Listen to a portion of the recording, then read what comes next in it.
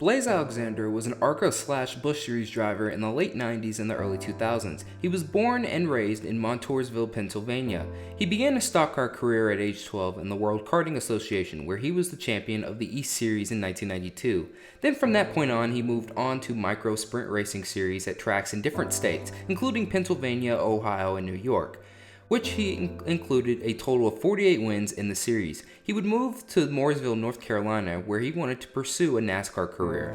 He would start off by racing a few ARCA races in 1995, but then in 1996 he would get a full-time opportunity where he would win Rookie of the Year. His highlight that season was a second place finish at Charlotte. He would go on to make a few starts in the NASCAR Busch/Truck Series in 1997, but in 1998, he would get his first full-time opportunity in the Busch Series, driving the number 20 Chevrolet for owner Alan Kretzinger. And let's just say he wasn't all that great. His 1998 Busch Series stats are this: 24 starts, 0 wins, 0 top 5s, 0 top 10s, 0 poles, an average finish of 30.4, and would finish 32nd in the standings, along with 8 DNFs that season. Blaise Alexander soon realized that he was not ready for the NASCAR Busch Series just yet, so in 1999 he decided to do some select ARCA races where he would pick up 2 wins and would have an average finish of 8.4. Then in 2000 he finally got his second full-time opportunity in the Busch Series, driving for Felix Sabates. Drop 10 miles an hour. Here comes the point leader, Jeff Green, in that bright yellow car left of your screen. He's trying to get himself into the top 10. Working on Blaise. Actually, he's into the top 10. He's working on 9th spot there from Blaise Alexander in the 81. His car is stuck to the bottom right there, and that's what you need early in this race. If you're able to keep your car to the bottom like that, normally you're going to be pretty good in the long run. Started in 26th position. Racing here for 9th side by side. By. So Green up to the 9th spot. Joe Nemechek trying to follow him up through traffic. Nemechek started back in 14th position. He's running in the 11th spot right now. That's Blaise Alexander's car just ahead of Nemechek's. We've got some telemetry on board the Joe Nemechek car. We'll get a look at that a little bit later on in the day and find out just how his car performs. Craftsman has announced a new partnership to sponsor Green flag, green flag. Green 5, and we're back to green flag racing. As we mentioned, Blaise Alexander, car number 81, is in the lead. He is pitted on lap 32, taking on right side tires.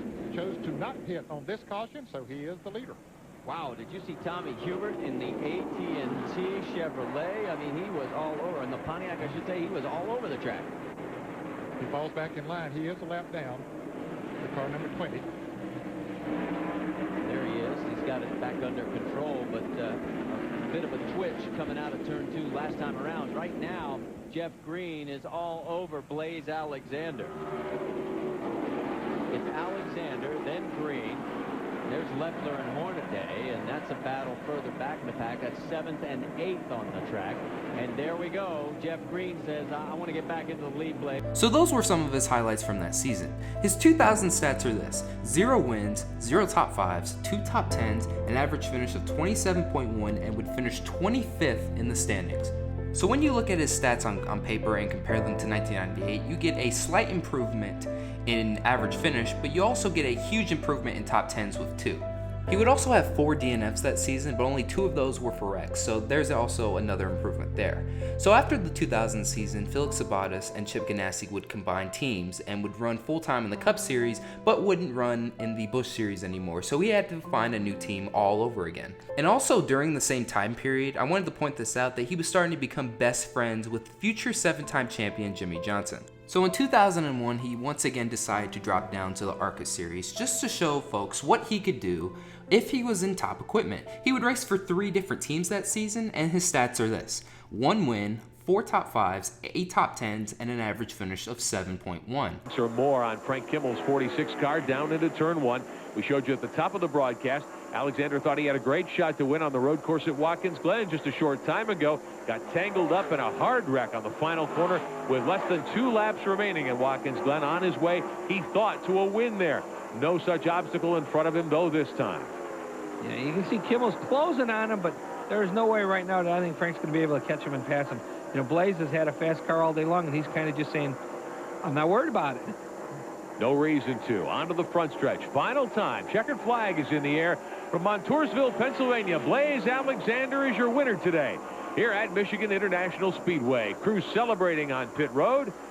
Win a long time coming for this team, and Alexander takes the Central Pennsylvania Auto Auction machine to the checkered flag here today. Strong run from the pole, but he did not lead all the way by any means. Don Radabaugh is there. Nice job.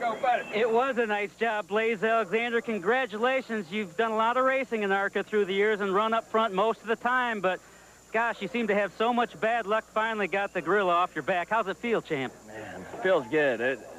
I've been waiting for this one for a couple races now. We've been leading and had about the fastest car a lot of the tracks, and you know, had just things went wrong that we couldn't really control, and finally just spraying, nothing would go wrong. I mean, we had the car, man. Brian Schaefer, we haven't touched the thing. I mean, you could have drove it maybe DR today, man. This thing was just, it was easy to drive, and man, I gotta thank Lisa Express. She's back home, and my mom and dad, they didn't make it this time. My dad, he never comes when I win. I think he needs to stay home. So it seemed like things were going Blaise Alexander's way once again. He was going to run good in ARCA, and then eventually heading into the 2002 season, he was rumored to have some Busch Series plans in place for that season.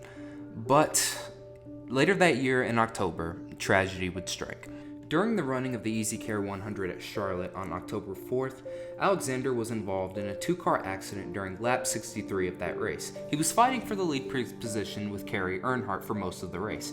During that lap, Earnhardt had to dodge a lap car by hitting his brakes, which caused Alexander's number 75 to catch up to Earnhardt's number 2, and it began to itch into the lead.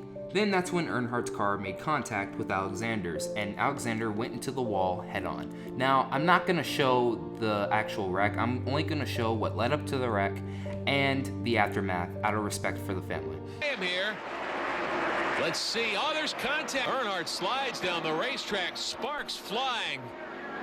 Blaise Alexander's machine nosing into the concrete on the outside of the tri-oval here at Lowe's Motor Speedway, and Kerry Earnhardt needs to bail out of that Chevrolet quickly. That DEI car upside down, little fuel flame, it looks like, licking at the car. Blaise Alexander's car, meantime, has come to a stop on the infield asphalt here at Lowe's Motor Speedway. Kerry Earnhardt out of the car, runs away to the cheers of the crowd. He'll sit on the wall and gather his thoughts, catch his breath, pull his gloves off. Glad to see him out of that race car okay. He got out of that race car quick. I can give him credit. If that was me hanging upside down, I wouldn't know what to do. Fire crew's there to put a fire bottle on that deuce. You can see the front tires still spinning. Look at the fuel running out the back of the car right now.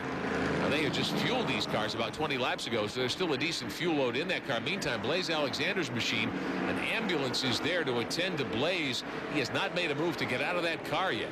Blaise Alexander would be pronounced dead at around 10:20 p.m. that night. Now, the cause of his death was also a Bézier skull fracture sustained from the impact, the same injury that killed Adam Petty, Kenny Irwin Jr., Tony Roper, and Dale Earnhardt earlier that season. Now, as a result of this crash, NASCAR had announced that the use of the head and neck restraint devices, the Hans device, would be mandatory for all drivers. Now, a lot of people want to say Dale Earnhardt's death pretty much made this rule happen. Yes, now his death pretty much made more drivers use the Hans device right after his death, but Blaise Alexander's accident was basically the last straw, and NASCAR decided nope, it's mandatory for every single driver, because there were still some drivers like Tony Stewart and Jimmy Spencer who were not using it. Now, had Blaise Alexander lived, it was rumored that he was going to drive the 26 Dr. Pepper Chevrolet the next season in the Busch Series, so he was going to go right back up because of his impressive runs in ARCA, and I don't really know if he would have made it up to Cup. I would like to think that he would become a very good Busch Series regular, though. A championship threat year in and year out with the right team around him. So Blaise Alexander's legacy can be seen in a lot of places. In the state of Pennsylvania, his home state, there's a few car dealerships named after him. There's also a couple of dirt memorial races they run in honor of him. And also his best friend coming up through the sport, Jimmy Johnson. Since he's raced with Hendrick in every single race, and he still does this today, he has a sticker on his front driver's side bumper in honor of him. Blaise Alexander is still remembered by many racing fans today.